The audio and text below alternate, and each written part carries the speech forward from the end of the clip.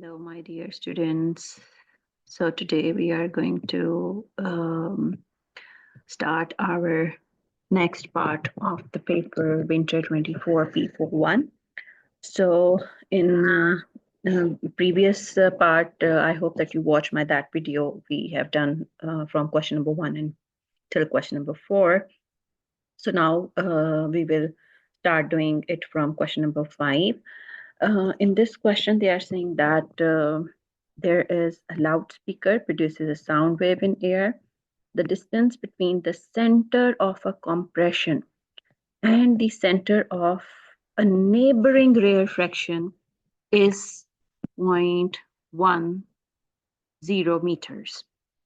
So the requirement is that we need to calculate the wavelength of the sound wave. First of all, you know what a compression is. A compression is the area on a wave in which the particles of the medium are very close to each other. And rarefactions are the areas on a wave in which the particles of the medium are further apart from each other. So they are saying that from center of the compression to the neighboring center of rarefaction, the distance is 0.1, right? But you know that what a wavelength is, it's the distance between two successive compressions or two successive rarefactions, or you can say between two successive crusts or two successive troughs. So this is the next compression. So we need the distance starting from one compression to the other compression. It is this one. So we should add 0.1 and 0.1. So you will get the resultant here, which is 0.2 meters. I hope that this is clear to you. State a typical value for the speed of sound in air. Speed of sound in air, you can write any value between 330 meters per second till 350 meters per second. Cambridge will give you the mark on this because this is the range in which the speed of sound in air will vary. Calculate the frequency of sound from the loudspeaker. So from the loudspeaker, to calculate the value of the frequency, you will use the equation V is equals to F lambda. And we know that frequency, when after rearranging this equation, we will get V over lambda. Speed, whatever you will write here in this question, you have to put it here. I'm going to use 340 divided by 0.2 is the wavelength here. So after solving this with the help of calculator, you are able to get the answer, which is 1700 Hertz. Explain whether the sound from the loudspeaker is audible to a human with normal hearing or not. First of all, you should know that what is the range of the human ear, normal human ear, what is the frequency range in which the normal human ear can hear the sound very clearly, and that is between 20 hertz till 20,000 hertz. So this is the range, frequency range for a normal human ear, in which the human can be hear the sound very clearly, and the sounds are audible for the human. We will see that this value is lying between these two. So we can write yes, because the frequency range is between 20 till 20,000 hertz. Moving on toward the next question. Another loudspeaker produces a sound of wavelength 0.4 meter.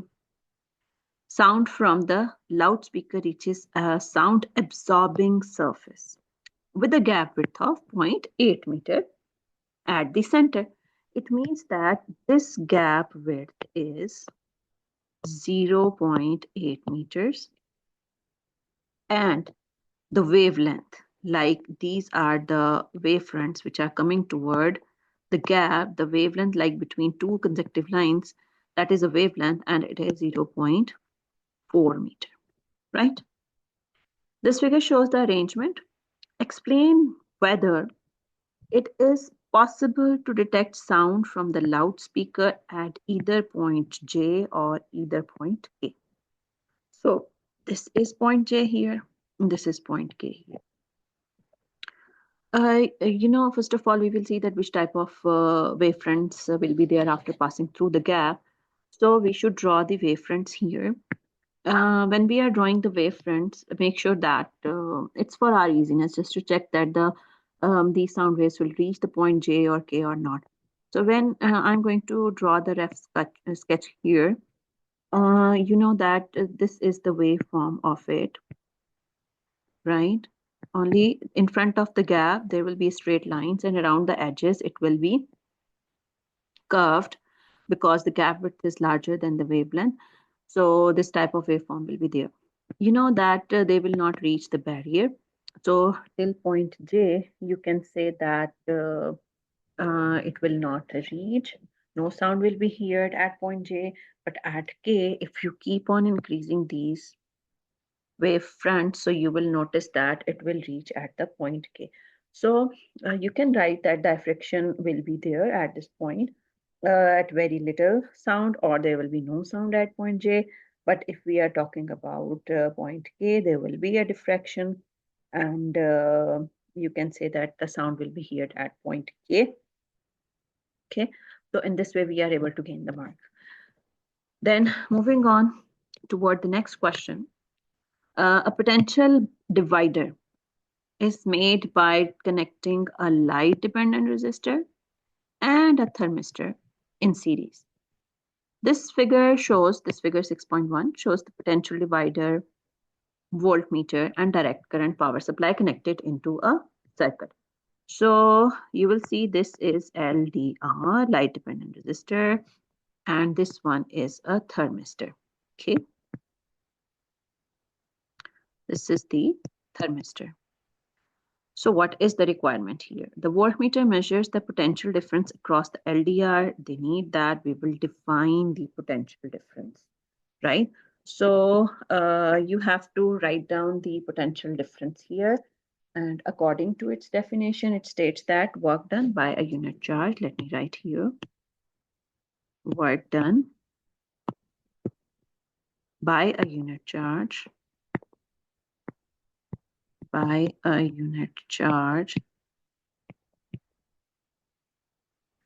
passing through a component.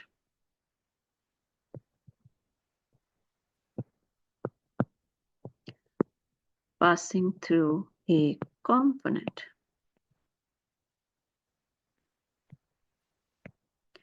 You know that the word component in the definition of potential difference is very important, because if they ask us to define EMF, that is totally different. Here we have to write across the whole circuit. But in case of potential difference, it is only across a single component. So this is the definition of it.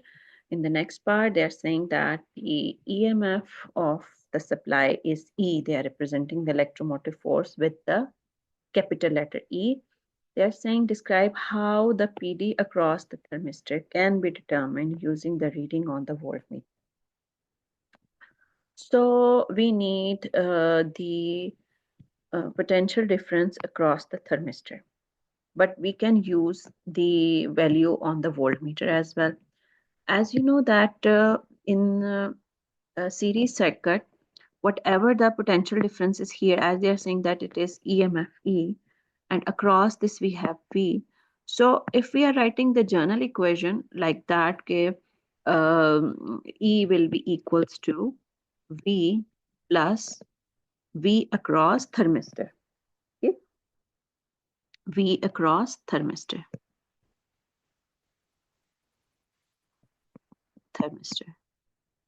Like, you know, when we are writing journal equation, we can write in series combination, the voltage is divided into two equal portions, or depending on the resistance, it's not necessary in equal, but the sum will remain the same. For example, here if it is 6, so it will be 1 plus 5, or any combination which makes the total equals to 6.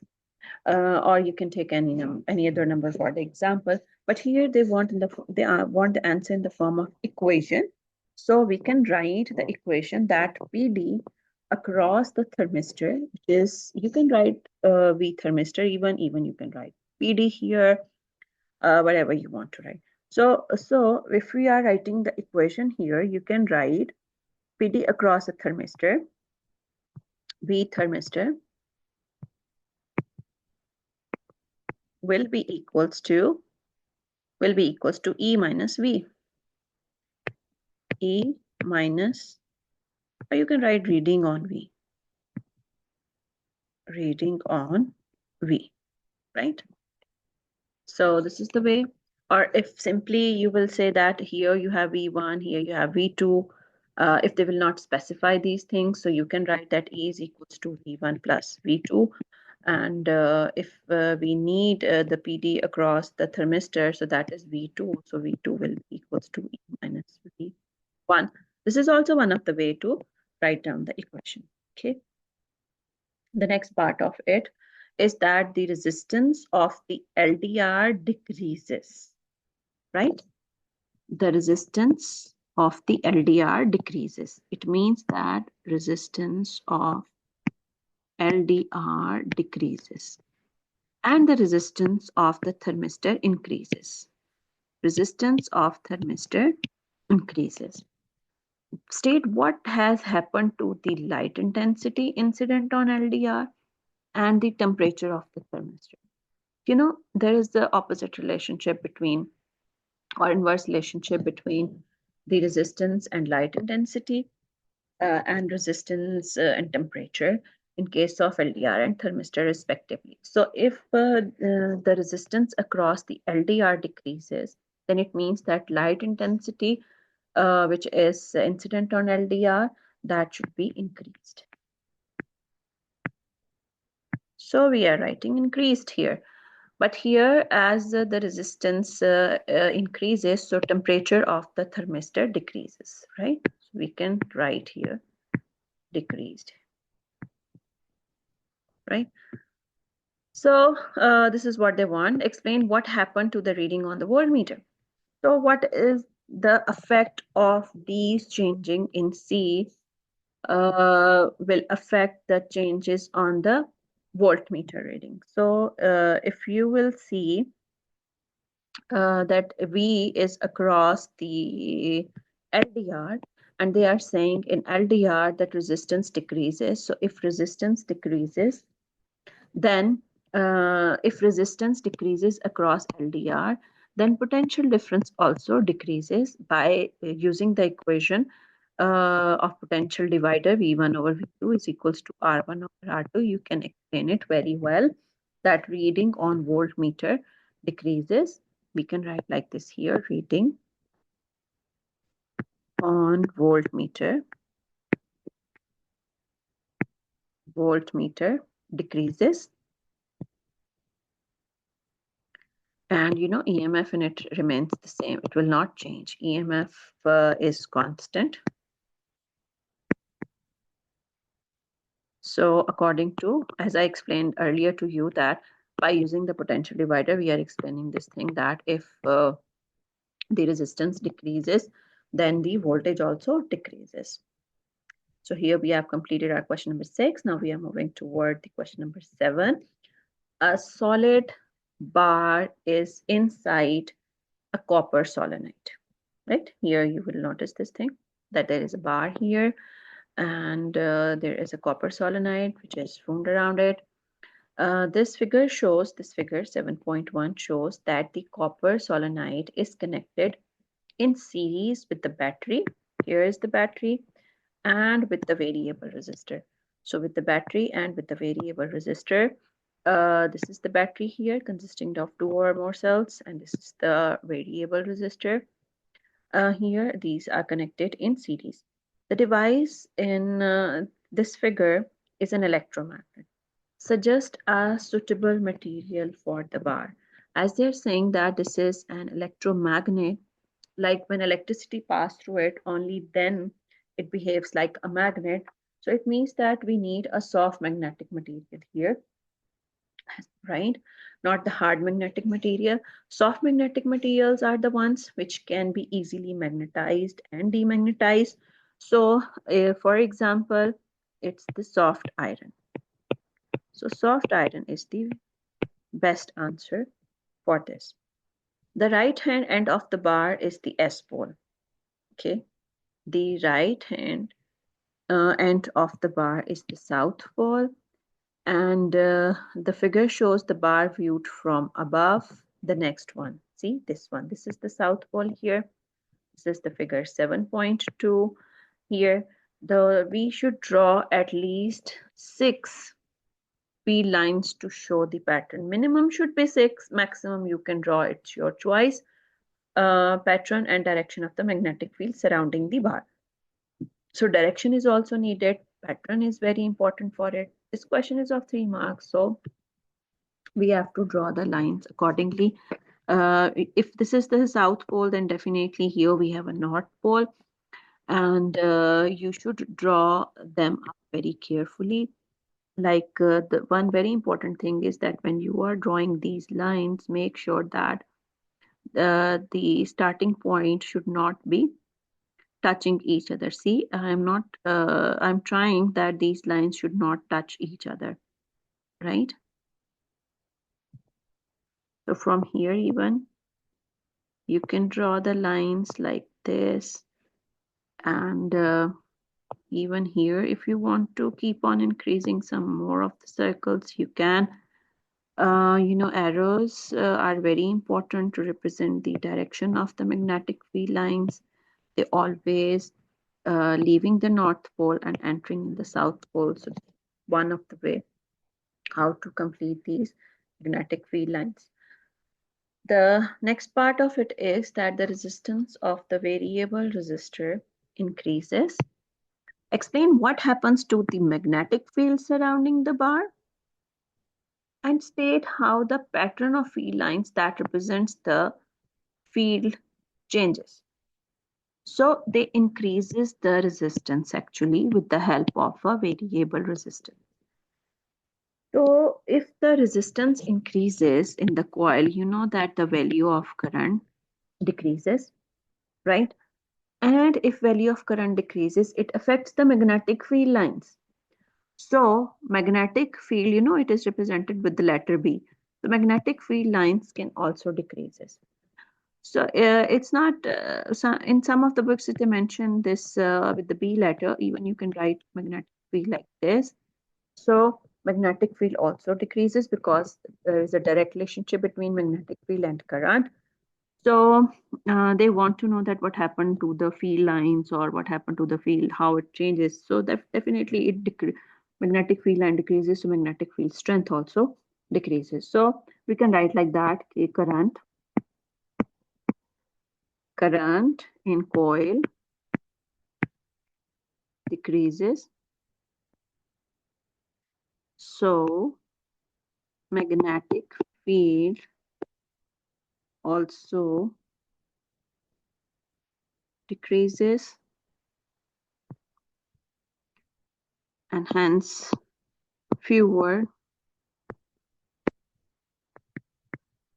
field lines are there, right?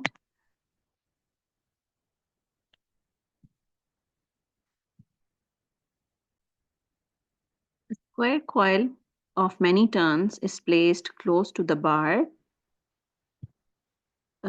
This figure shows the plane of the square coil parallel to the flat circular surface at the right hand end of the bar. You will notice that this is the square coil here. Here it mentioned this one. And these are the two terminals here. We have a copper solenoid, a bar, variable resistor, and battery. The resistance of the variable resistor is alternately increased and decreased, right? Like we are keep on increasing the resistance and decreasing it alternating. So explain what happens in the wires of the square coil. So in the wires of this square coil, what will happen over there? They need to know. Okay. So let's write that they will change. Changing in R causes the changing in I. If we are keep on changing the resistance, as I told you before here, that if the resistance increases, current decreases. So if resistance decreases, current increases. So these are continuously keep on going on. So this change can cause the change in the value of current and change in magnetic field line. So magnetic field line, what happened that over there, the square coil cuts the magnetic field line and EMF will be induced. So how to write this? Because we need that there will be a change in field line and these field lines will cut the coil, and this is a very important condition to induce the EMF in the circuit. So let's write these points that changing our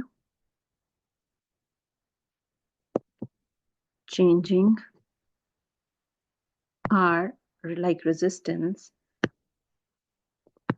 causes changing in current, and this is one of the point which is important to write. Secondly, you have to write that changing current causes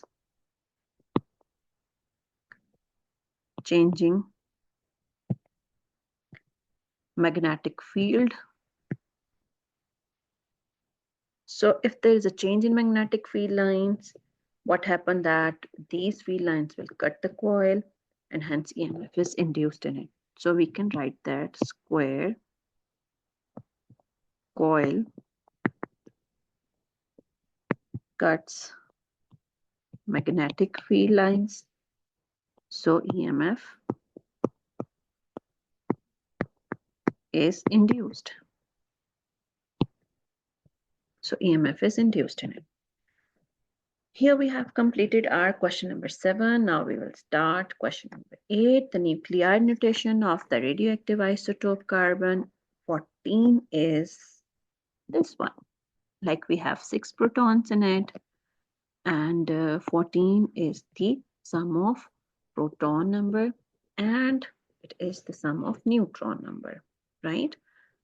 So what they want now, using the symbols shown in figure, draw a diagram to show the number of electrons, neutrons, and protons in a neutral atom of carbon-14, and how they are arranged. We need to know this thing.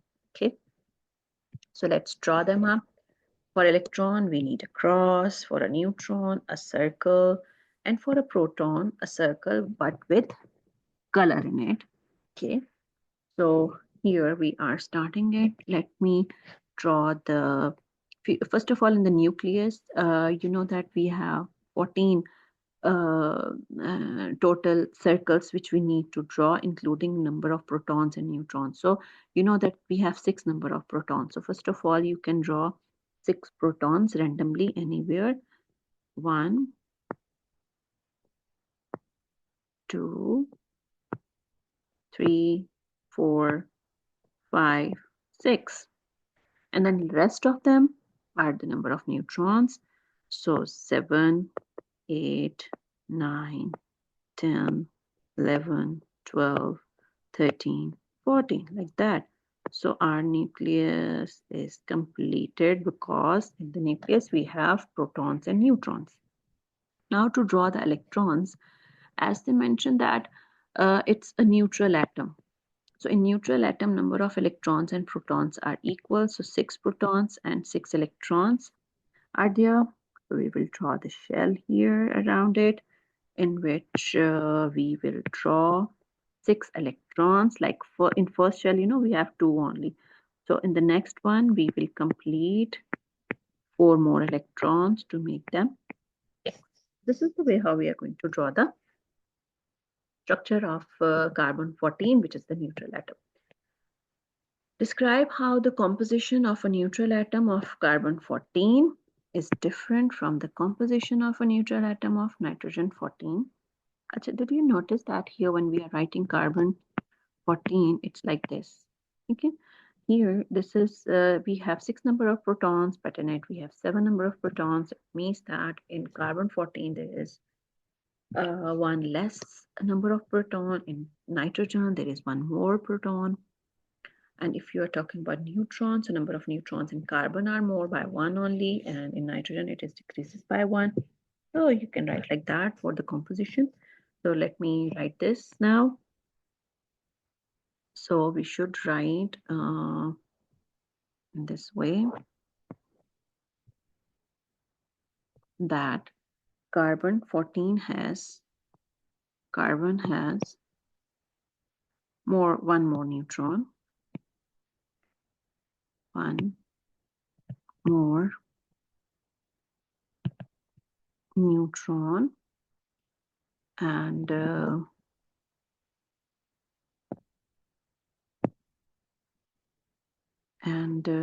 you can write that carbon has one fewer proton. Okay, let me write here, carbon has one fewer proton. So that's it. Moving toward the C part of it, carbon-14 decays by beta emission.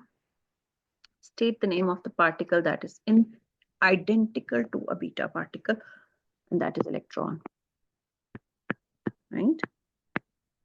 Because it is also carrying a negative charge, so it is almost equal to the electron.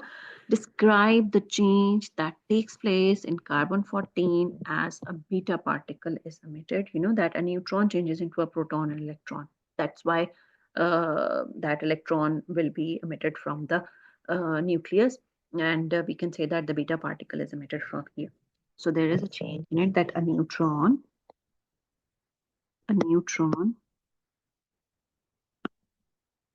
changes into a proton and electron. So that's what the Cambridge needed here, that how you can say that how beta particles are emitted. So this is the way how beta particles are emitting from the nucleus. The next is the half-life question. Yeah, I love these questions. So the half-life of carbon-14 is 5,700 years, right? Like in 5,700 years, half of the carbon-14 atom will reduces, decayed. A very old object is made of wood. It contains 1.2 into 10 by 11 atoms of carbon-14 when it was manufactured. It contained 9.6 into 10 by 11 atoms of carbon-14. Like when it is manufactured, now there are 9.6 into 10 by 11 atoms of carbon-14. Initially, like manufacturing, when there was manufacturing of it, we have 9.6. And they got a very old object, piece of wood, and it contains this much atom in it, right? Like initial one is this and the old one is this one. Determine the time that has passed since it was manufactured.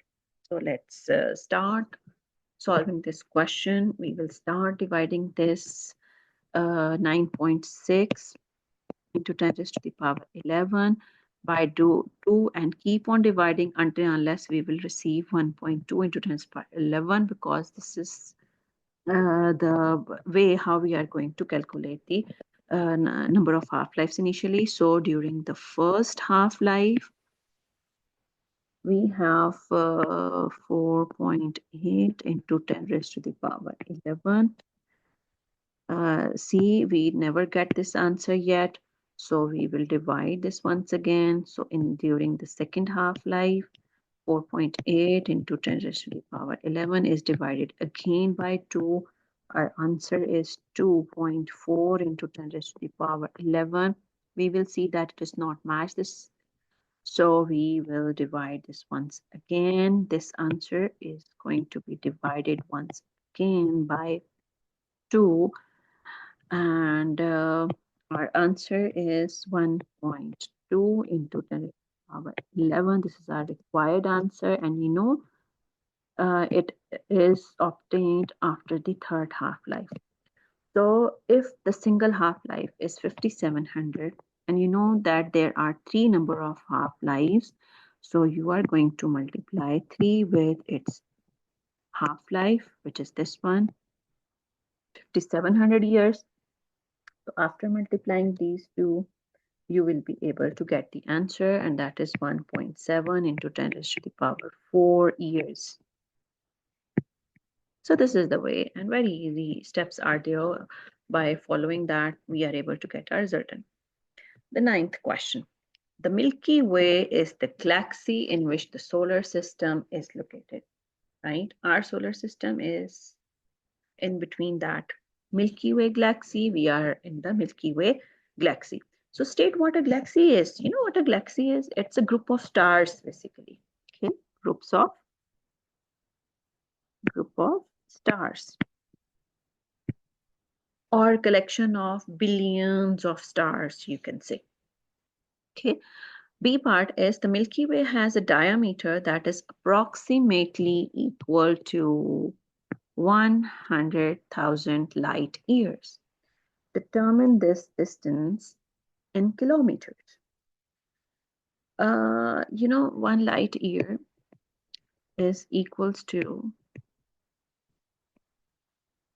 9.5 into 10 raised to the power 15 meters, right? They need the answer in kilometers, actually.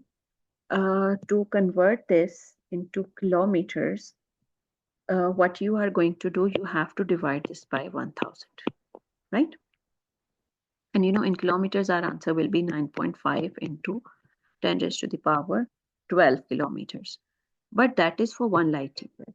Okay, that is for 1 light year only. We need the answer for 100,000 light years. So we should multiply this with this one to get our resultant. So for this much light year, you have to multiply this vector with it. So 100,000 multiply by 9.5 into 10 raised to the power 12 kilometers will give you the answer 9.5 into 10 raised to the power 17 kilometers. The unit is already written. There is no need to write the unit here. Moving on toward the next question. Astronomers determine the speed and distance from the Earth of a far galaxy that is moving away from the Earth, right? So it is moving away from the Earth. State one observation that allows the speed at which the galaxy is moving away to be determined. So increased in wavelength or increase in redshift, that will tell us that the speed of the galaxy that is moving away, if the wavelength increases, we can say that galaxy is moving away. If wavelength decreases, you can say that the galaxy is moving toward. So here we write that increase in wavelength or redshift. Increase in wavelength, right? Or you can write the concept of redshift. State one different observation that is used to determine the distance to a far galaxy. So brightness of a supernova will tell us that this is one of the observation that is used to determine the distance to a far galaxy. If the brightness is very less, you can say that it is very far, and if it is too bright, then it means the distance is very close. So this is the way how we are going to figure out the answer, that it depends on the brightness of a supernova. State how the speeds of galaxies and their distances from the Earth are related. Their speeds are directly proportional to the distances, right? By the help of, even you can, with the help of Hubble's constant, you can say this thing, that Hubble's constant is equals to V by D, and you can say that their speeds are directly proportional to the distances. How you can say this thing? Because V is directly proportional to D. With the help of this equation, you can write. The best estimate for the Hubble's constant, H, is 2.2 into 10 to the minus 18 per second, and use this value to calculate an estimate for the age of the universe, which is very easy. We know that age of universe is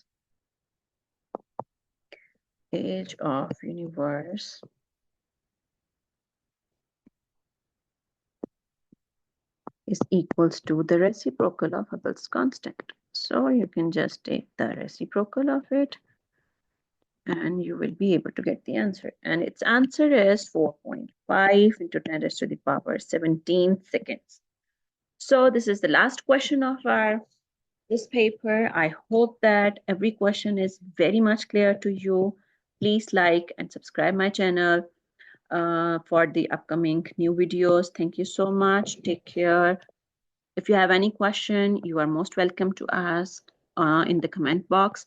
Please, you can write down the questions. I will be there, inshallah, for you. Thank you so much.